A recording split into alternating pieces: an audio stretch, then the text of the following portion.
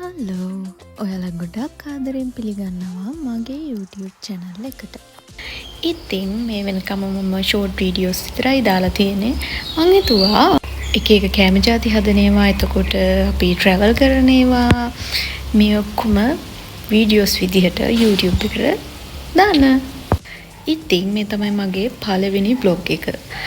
අද විශේෂ ගමනක් යනවා. අපි බලමු ඉස්සරහට ඒක කොහෙද කියලා.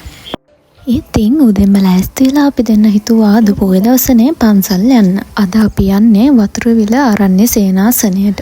ඉතින් ගොඩක් කට්ටිය ගිහිල්ලා ඇති මේ වෙනකොට. ගිහපු නැති අයටත් මේ වීඩියෝ එක බැලුවට පස්සේ යන්න ආස හිතේ කියලා මම විශ්වාස කරනවා. ඉතින් මේ ඉන්නේ මගේ ආදරණීය හබියා. අපි දෙන්න ඉතින් හවස් වෙලා තමයි මේ ගමන යන්න දාගත්තේ. මොකද උදේවරුේ අපිට පොඩි වැඩක් තිබ්බ කරගන්න.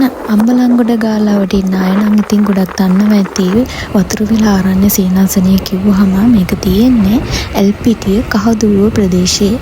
මම නම් වැඩි විස්තර කියන්න දන්නේ නැහැ. මොකද මම මේ පැත්තට තාම අලුත් නිසා. මගේ වැඩේ මෙතින් බයික් එකට නැග්ග වෙලේ ඉඳලා වටපිට බලවල වීඩියෝ කර කර ආපු එක තමයි ඉතින්. ඇත්තමයි හරිම ලස්සනයි මේ පැත්ත. මෙන්න මේ බෝඩ් එක දැක්ක වෙලේ නම් මං හිතුවා අපි දැන් පන්සල ළඟටම ඇවිල්ලා තමයි තියෙන්නේ කියලා.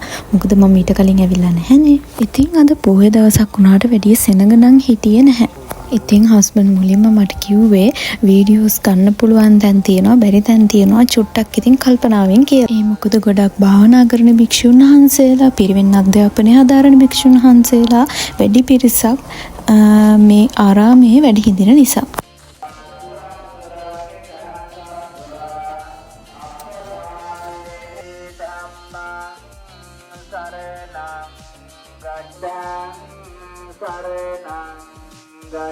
මේ ආරාමය ඇතුළට එනකොට දක ගන්න පුළුවන් තවත් විශේෂ දෙයක් තමයි ශෛලමය නිර්මාණ වලට ප්‍රමුඛ ස්ථානයක් ලබා දීලා තියෙනවා කියලා.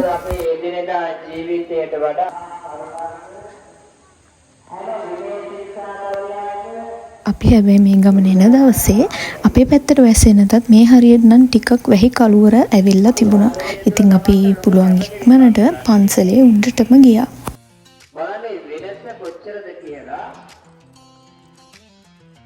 මෙන්න මේ විදිහට තමයි උඩ ඉඳලා පල්ලෙහ බැලුවම පේන්නේ.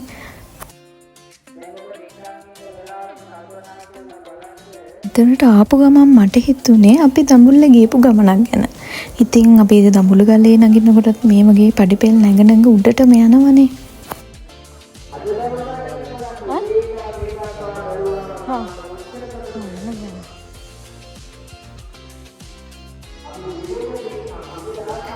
කොහොම හරි අපි ටික උඩටම ආවා. මගේ වැඩේ ඉතින් ටිකක් උඩට යනවා, පිටිපස්ස හැරලා වටේ බලනවා.